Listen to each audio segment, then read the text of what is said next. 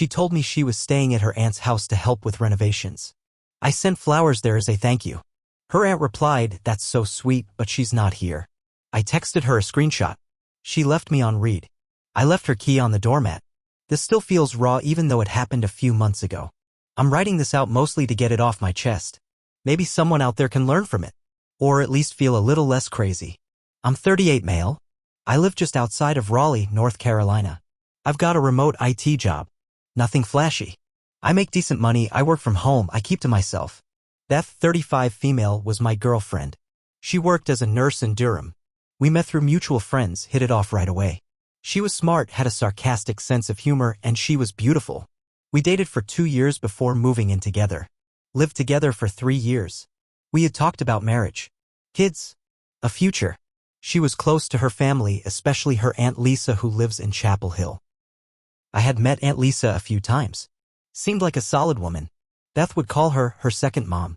About a month before everything fell apart, Beth told me that her aunt needed help.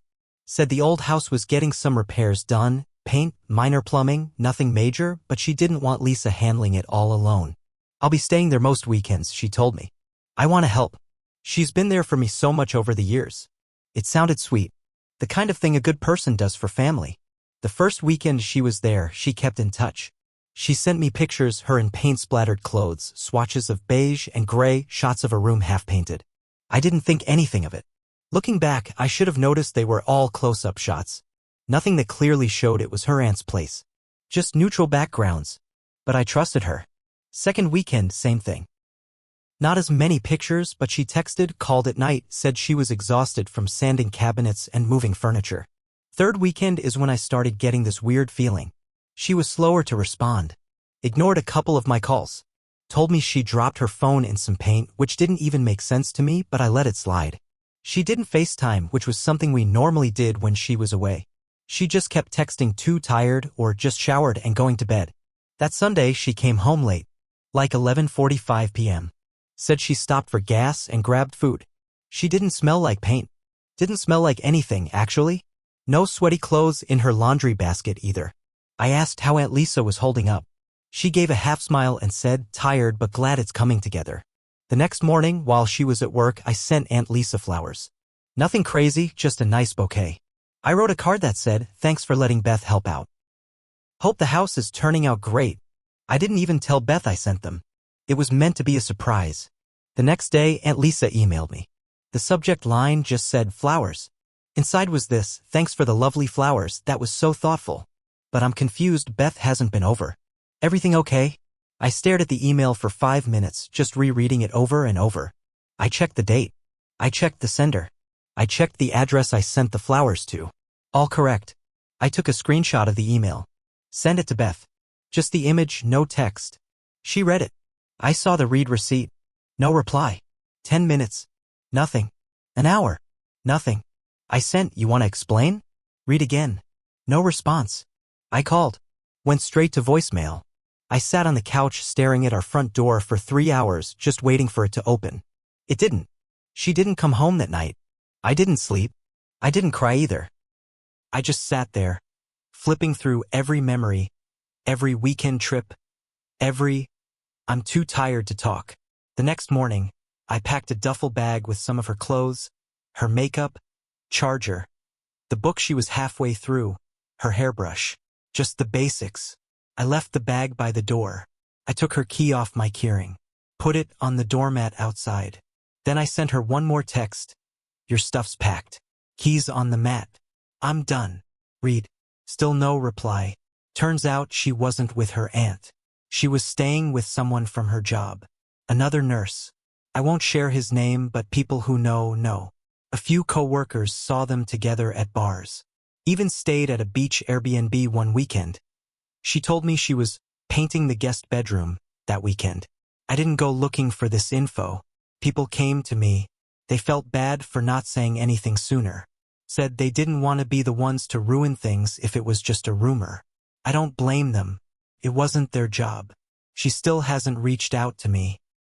No apology. No explanation. Just disappeared.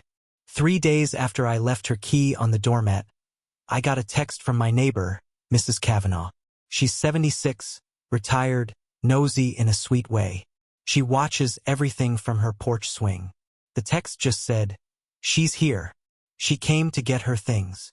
I didn't reply, but I watched from the home office window, blinds halfway closed. She pulled up in her Honda. Didn't knock. Just opened the door with the spare key I didn't know she had. She grabbed the duffel bag, and then went back inside for more. I don't know why, but I stayed still. I didn't run out there. I didn't scream. I didn't ask her why. She left 12 minutes later. I timed it. A week passed. I was quiet, numb mostly. Then I made the mistake of looking at her social media. New account. New pictures. Same man. One of them was at a bar in Wilmington. Her head on his shoulder. His arm around her waist. Same smile she used to give me when we'd watch bad movies on the couch. Caption said, "Sometimes the heart knows before the mind does." That line hit harder than I expected. I didn't sleep that night. Around 2 weeks later, I got an envelope in the mail. No return address. Inside were printed screenshots. Not digital, printed out. Messages between her and this guy. He wasn't just some fling. He had a girlfriend. A live-in girlfriend. The screenshots were of her confronting him. There were messages from Beth where she said things like, "You told me you were ending it. I trusted you.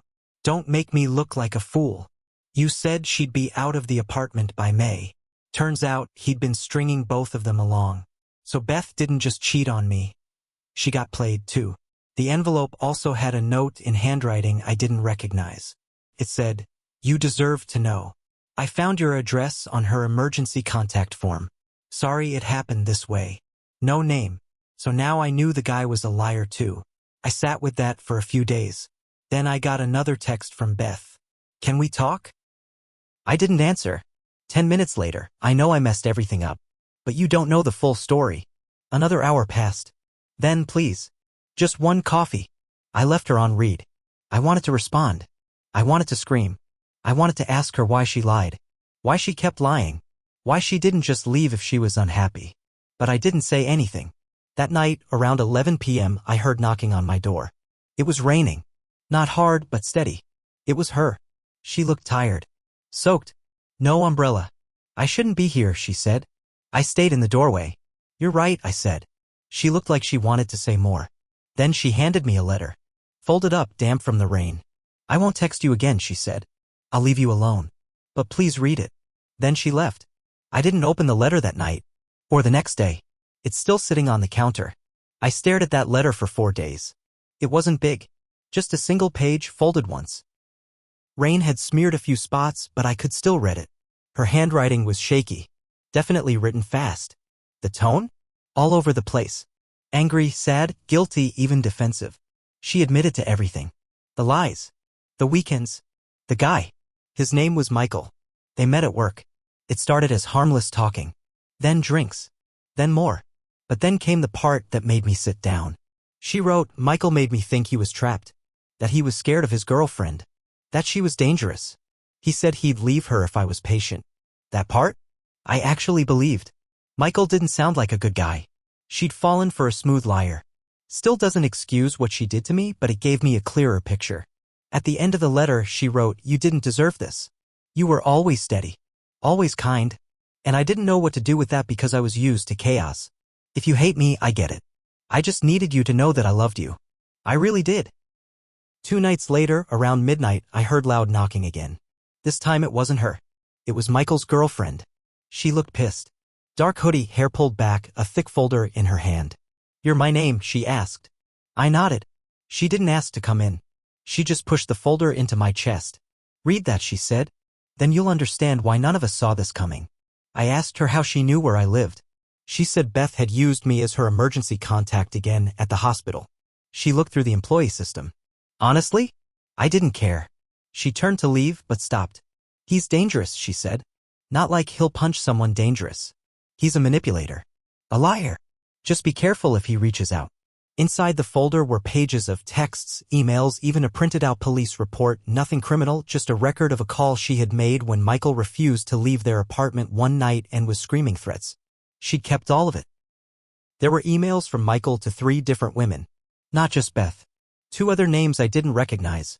He'd been stringing them all along. Different stories. Different lies. Same patterns. One page hit me like a train. A message from Michael to Beth dated 3 months before she left. I wish you didn't live with someone. Makes everything harder. She responded, I'm working on it. So she had been planning to leave me. But not out of bravery. Not because she was done. She was trying to trade me for him. A week after I got the folder, Beth texted again. Did you read it? I still hadn't replied to anything. I wanted to write back, yes. And I also read what you wrote to him. But I didn't. Instead, I blocked her number. Blocked her on everything. She might have been lied to. She might have felt trapped. But she still made choices. She still let someone else into our life, quietly, behind my back, and planned her exit while I was cooking dinner and asking if she wanted to watch a movie.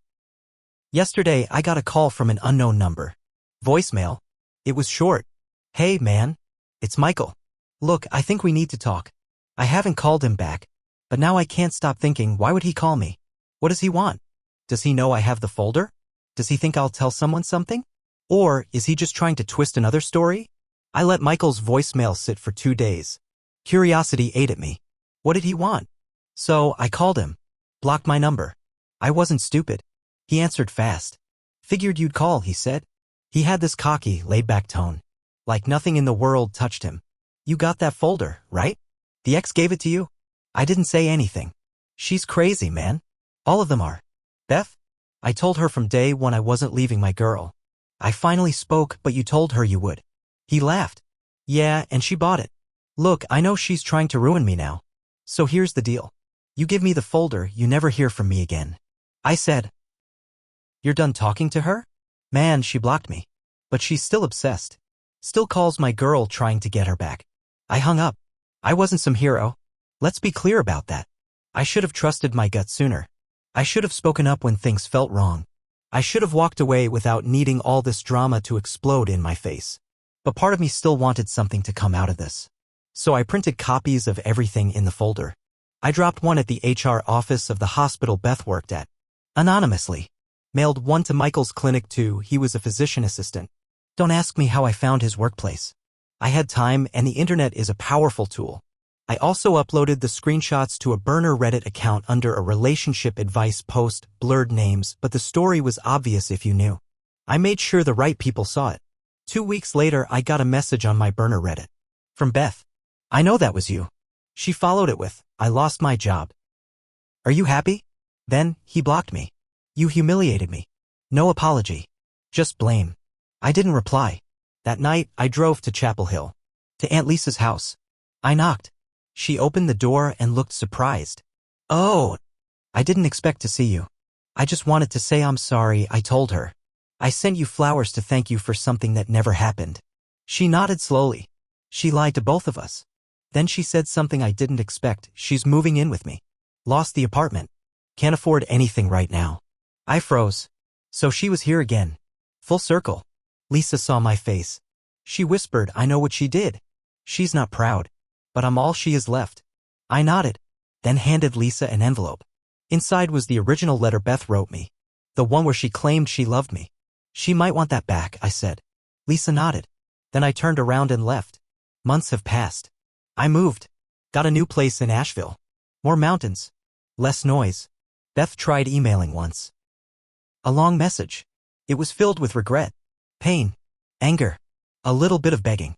She said she missed me. That she never meant to fall apart like that. That Michael broke her. That I was the only good thing in her life. But I didn't reply. I left her on read forever. Because no matter how much she claimed to love me, she chose lies over truth. And I chose peace over chaos. In the end, she got burned by the man she replaced me with. And I made sure everyone knew exactly what they'd done. No revenge fantasy. No fistfights. No screaming matches. Just cold truth shared quietly. Sometimes that's louder than anything else.